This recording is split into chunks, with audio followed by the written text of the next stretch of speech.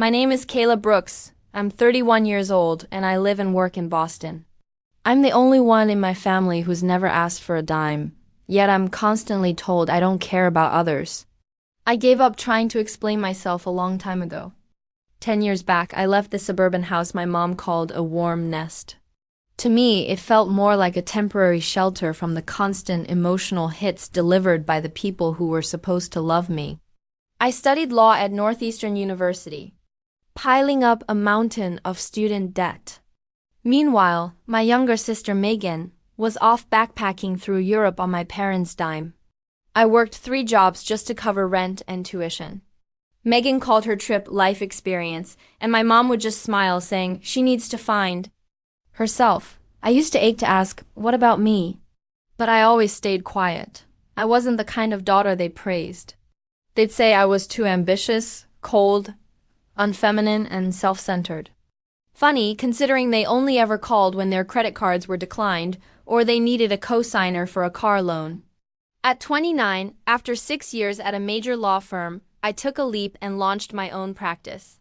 When I told my dad, he scoffed. So you think you're that good now?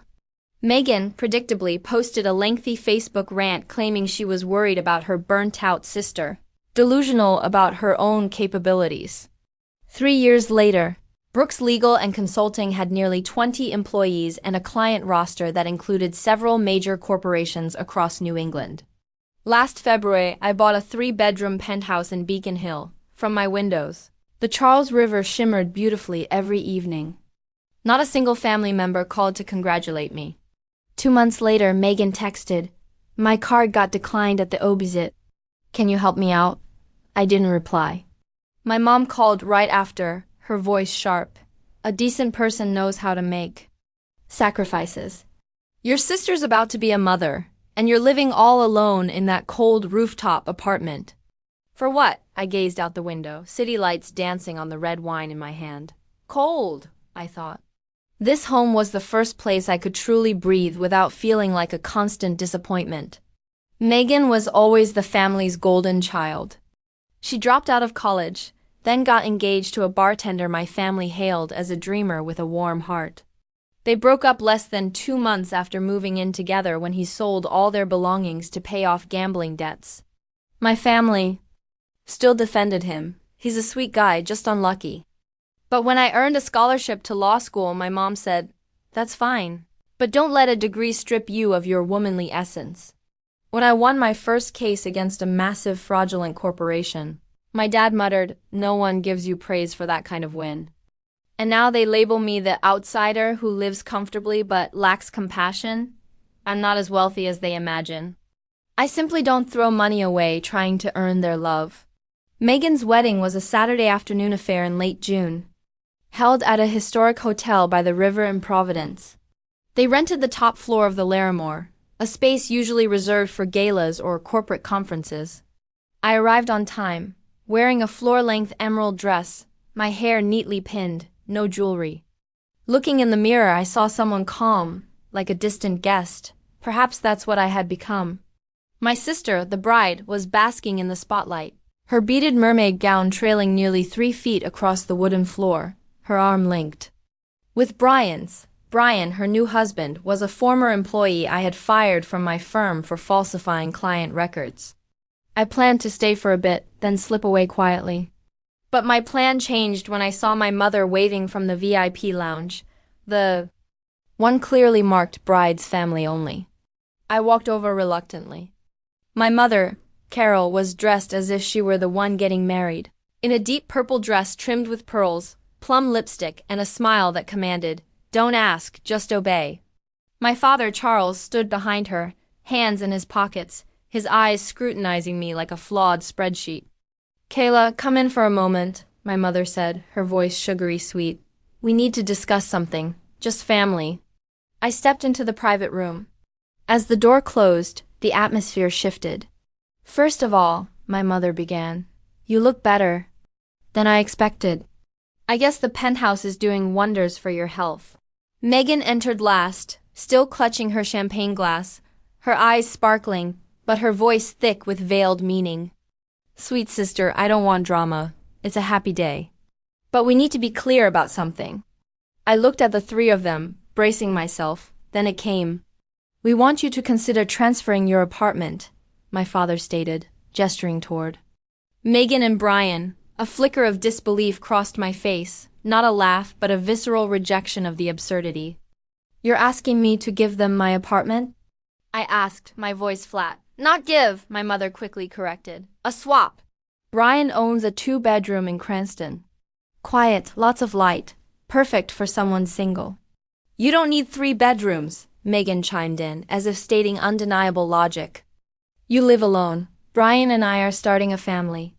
We need space. I slowly set my glass down on the table. You dragged me in here during Megan's wedding to pressure me into trading a nearly $2 million penthouse for a 2-bedroom in the suburbs. Because I don't have a husband or child. You don't need to use the word pressure, my father growled. It's a reasonable suggestion. Think long term. Family comes first. Family? I repeated. The people who'd never once asked if I was doing okay, never cared if I was happy. Only ever called when they needed money for doctors, tuition, or this lavish wedding. You always blow things out of proportion, Megan scoffed. Do you have any idea how many women give up their careers for family? And you cling to that apartment. Like it's some sacred treasure. Because it's mine, I said slowly. I worked my ass off for it. And you? You threw a 300-guest wedding with money from who knows where. And now you want to seize my home. My parents said nothing. Megan exhaled sharply, then spoke in a low, pointed voice. You can make everyone uncomfortable today. But you're the one who will have to live with that loneliness for the rest of your life. I took a step back, my eyes sweeping the room, now filled with their silent judgment. I'd rather live alone in a home I build than cram myself into hollow expectations and love with conditions. I turned and walked out, leaving behind faces that couldn't hold a smile anymore. I hadn't made it 10 steps before I heard heels hurrying behind me. Kayla, my mother called softly, but with strain. You can't walk out like this. I stopped in the hotel's main hallway, where antique paintings and crystal chandeliers bore witness to every scheme wrapped in the name of family. My family tried to take my home at a wedding, and you think I should stay for cake? I asked. Not loudly, but loud enough to freeze her in place. I don't understand why you're reacting so harshly. I thought maybe you could help your sister during a hard time. A hard time? I countered. Megan's wearing a Vera Wang wedding gown and throwing a 6-figure wedding at a heritage hotel. Where's the hardship, Mom? She couldn't answer, but I knew she was about to play her usual card. You live alone, she said gently. You don't need such a big apartment. That place, it could be a fresh start for the newlyweds. And I don't deserve a fresh start of my own? Behind us, the door opened again. Megan appeared, her extravagant gown trailing behind her like a royal train. She looked like a princess, but her eyes were full of calculation. It's sad, really. You still haven't changed. Still acting superior, still making everything about you. You came to my wedding like it was your stage to perform on. I turned to face the sister who had taken so much from me and still called me selfish. You hate my attitude but want my home. You've never cared about anyone but yourself, Megan said flatly. All I asked for was a chance to start a family, and you act like I'm stealing an inheritance. Inheritance? You didn't contribute a single dollar. I spent 3 years running on fumes, working at law firms by day, coffee shops by night, just to afford my first office. What do you know about starting anything? Megan pressed her lips together. My father stepped in then, unclear how much. He'd overheard. He stood next to my mother, arms crossed, speaking through clenched teeth. You've changed, Kayla. Ever since you got a little money, you've become distant, cold. You forgot what family means. It's not that I forgot.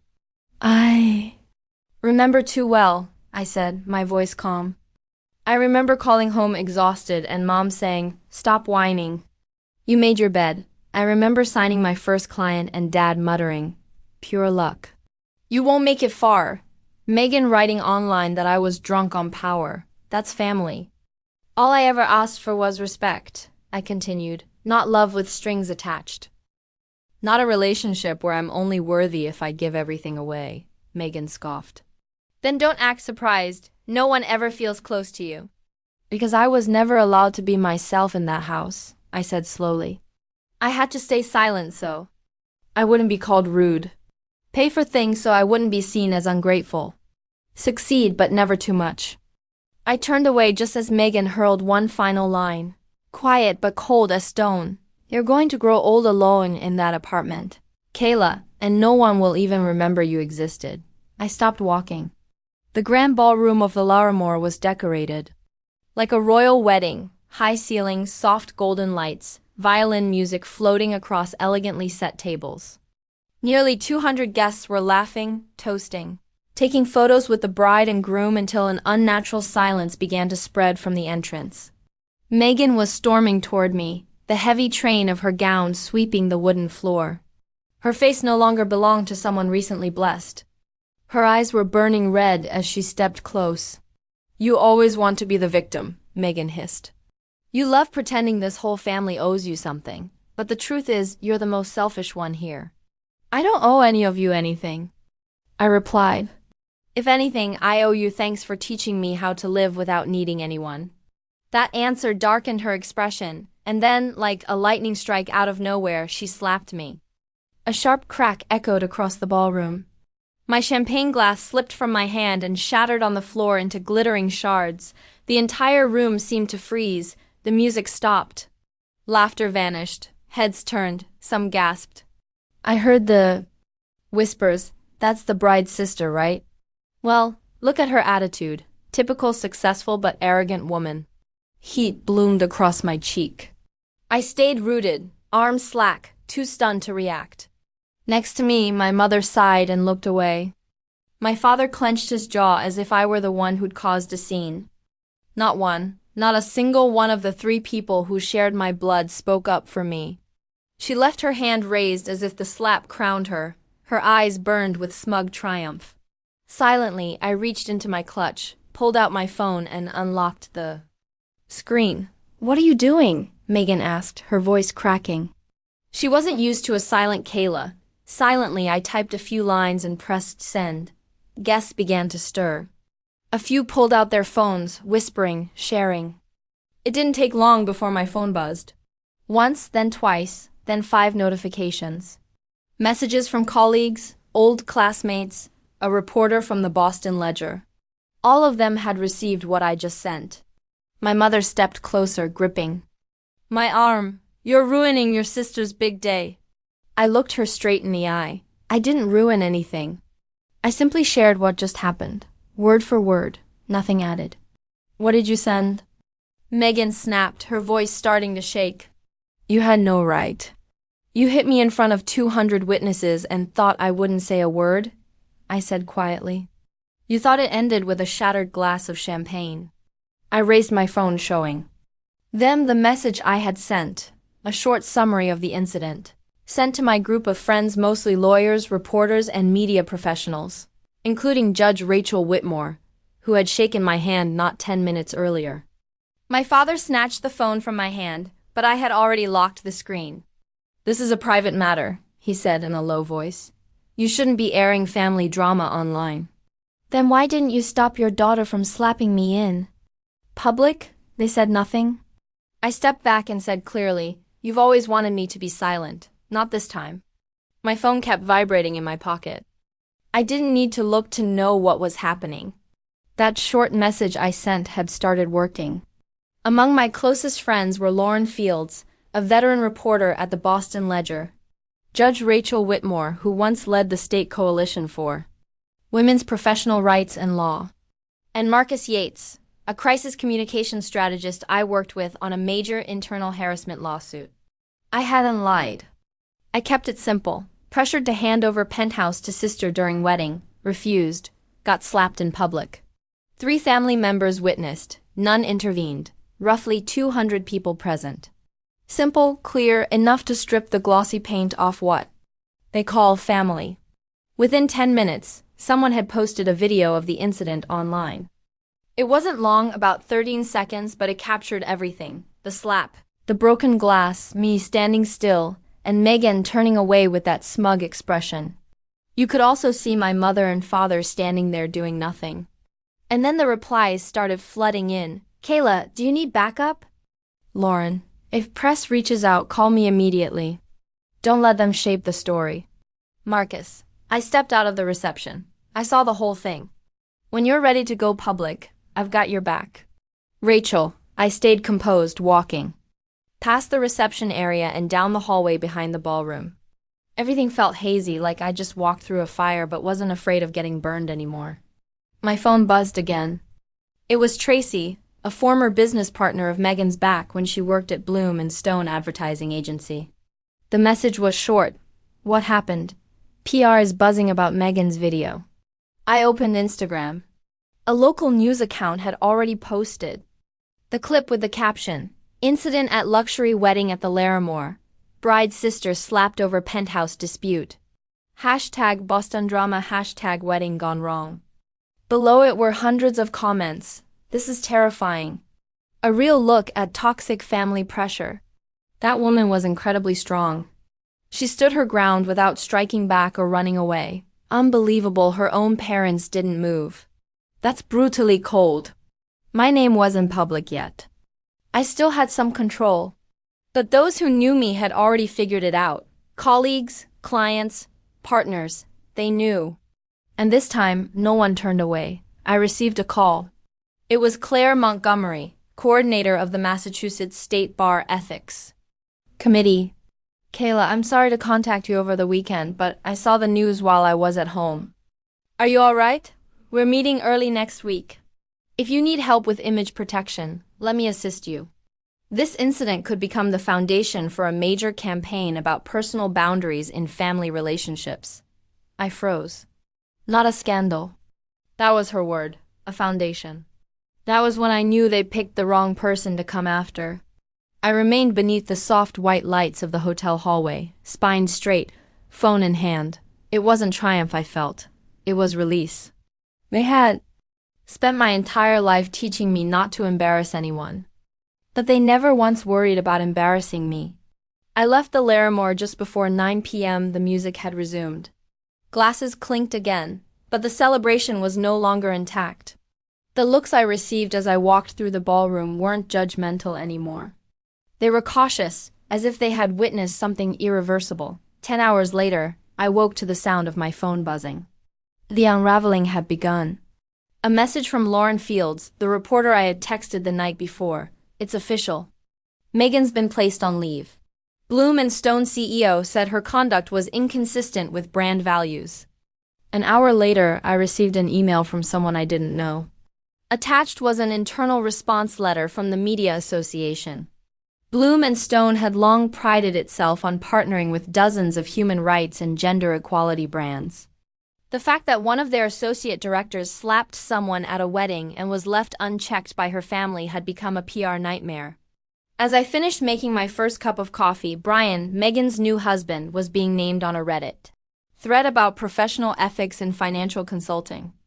A former coworker wrote, "I worked with Brian. He never took accountability for client issues. And now he's married to someone like that. Makes perfect sense." That comment got nearly 5,000 upvotes in 3 hours. Social media users started resurfacing Megan's old posts, ones where she spoke about social justice and how women deserve to be treated with dignity in all spaces. Clips from interviews, podcast appearances, and past human rights campaigns were now being placed side by side with the video of her slapping me at her own wedding. And then there were my parents. That afternoon, I received a call from Mr. Herbert Wallace, manager of the prestigious West Haven Country Club, where my parents had been members for over 15 years. "I apologize for bothering you, Miss Kayla," he said cautiously, "but given the current situation, we are re-evaluating Mr. and Mrs. Carol and Charles Brooks' membership. We've received complaints from 3 other members, asking the board to review public behavior that no longer aligns with the values of the club." My parents had always lived for appearances. Photos with wealthy friends, gala nights, eloquent speeches about family values. They raised me to believe that reputation was the greatest asset. But they never imagined that one phone and 13 seconds of video could expose the part of them they worked hardest to hide. The next day, an editorial titled, "When Home Becomes a Place You Must Defend Yourself," was published in the Boston Ledger. No names were mentioned, but every detail was unmistakable. A successful woman publicly insulted, slapped at a wedding, and reduced to a cautionary tale for daring to hold on to what she had built with her own hands. At the bottom of the article was a line that left me in silence. Success doesn't make someone cold. It's how others treat them that forces them to stand alone. That evening, I got a call from an unknown number. I almost didn't answer, but something about the digits made me pause. Kayla Brooks, a deep, clear female voice. "This is Judge Rachel Whitmore. We've met a few times at the Boston Regional Legal Conference. I was at the wedding, and I believe I need to say something to you." "I'm not sure whether to thank you or apologize for the wake-up call," I said, half joking. "Half true," she replied gently. "I witnessed everything, and one thing was clear. This wasn't a moment of family chaos. This was the result of long-term erosion. Your family," she continued, "created an environment where hurting you became normal. They didn't hit you every day, but they made you feel guilty for being successful, for setting boundaries, for living differently. That slap last night," she said slowly, "was merely the final act in a long pattern of emotional abuse. You don't need anyone's permission to call it what it is." After we hung up, I sat in my living room for a long time, lights off. The glow from the Boston skyline was enough to show my reflection in the glass, dark circles under my eyes, hair slightly messy, and something different in the way I looked back at myself. I used to believe that if I stayed quiet, did well, caused no trouble, my family would eventually love me, that if I helped enough, they'd acknowledge my efforts. But in truth, all they learned was how to exploit me more. I remembered the times my mother called asking to borrow money, always temporarily, never returned. The times I paid my dad's medical bills only to see him post golf photos in Miami weeks later. The times Megan had a card issue, and I was the only name she called. But never once did she ask how I was doing. I used to justify it. They were old, stressed, didn't understand me. But if strangers treated me that way, I'd never allow it. So why forgive it just because it's family? That slap, it wasn't just a hit to the face. It was a hit to the silence I'd been sustaining for over a Decade. The pain wasn't what stayed with me. It was the realization that they'd stopped pretending. And so I started typing a note on my phone just for myself, something to read later when I felt weak. They don't hate me, but they don't love me the way I had hoped. They love having me when they need something, and resent me when I say no. And that is no longer my fault. I had never felt a kind of loneliness so peaceful. 3 weeks after the chaotic wedding, I got a text from Megan, just 4 words. "Can we talk now?" I stared at the screen, then set the phone down without replying. During those 3 weeks, I hadn't written anything, posted anything, or appeared anywhere in the media. I hadn't bad-mouthed them. I hadn't released any further details. I let the world do the rest. Megan was let go, not for the slap, but for everything that followed. The hypocrisy, the smug defiance, the unraveling. She and Brian moved in temporarily with my parents in Quincy and stopped showing up at public events. Brian, during a company meeting, was bluntly asked by a client partner, "Can you ensure transparency when you let emotions justify violence within your own family?" There was no answer. 3 days later, he resigned. As for my parents, they were removed from the guest list of 3 community events that month. West Haven Club officially terminated their membership after receiving over 20 member complaints. And me? I kept my penthouse in Beacon Hill, but I changed a few things. The guest bedroom, they once called excessive, became a reading room, complete with a sofa bed for visiting friends. The second room I turned into a mentoring space where I coached senior law students every Saturday. Kids who, for the first time, had someone believe they could do something great. Each evening, I'd sit on my balcony, glass of red wine in hand, watching the lights ripple across the river on the office building windows. The city stayed as lively as ever. But inside me was a peace I had never known. Not in 31 years. One late evening, I received an email from the Boston Center for Professional Women. They asked if I'd be willing to join a panel discussion titled, When Personal Boundaries Become Collective Action. I paused for a moment, then clicked accept. Months later, I overheard a conversation at a conference. Is that Kayla Brooks? Yeah, the one whose sister slapped her at a wedding because she wouldn't give up her home. I used to think she was intimidating, but now I think she's brave. There was nothing to look back at, so I walked on because recognition doesn't need eye contact, just truth. 1 year later, Megan and Brian divorced. No drama, no accusations, only no reason left to stay once everything had crumbled. Megan moved back in with our mother. My father relocated to a smaller apartment on the south side near the old golf course, but no longer played with his usual group. I never got another call from them, and I don't expect one. That silence isn't punishment, it's protection. I don't need their apologies or validation anymore. I just need them to stay away from the life I fought so hard to reclaim. With my youth, and with every scar, it's only when you're no longer afraid to lose something that you realize what's truly worth keeping. Kayla's story isn't just a wake-up call about the toxicity hidden in relationships labeled family. It's the powerful journey of a woman who chose to stand for herself. When treated like a walking wallet, when her boundaries were ignored and her silence was exploited, Kayla chose truth over pleasing and weighty silence over loud retaliation. In doing so, she didn't just reclaim her home, she reclaimed herself once and for all.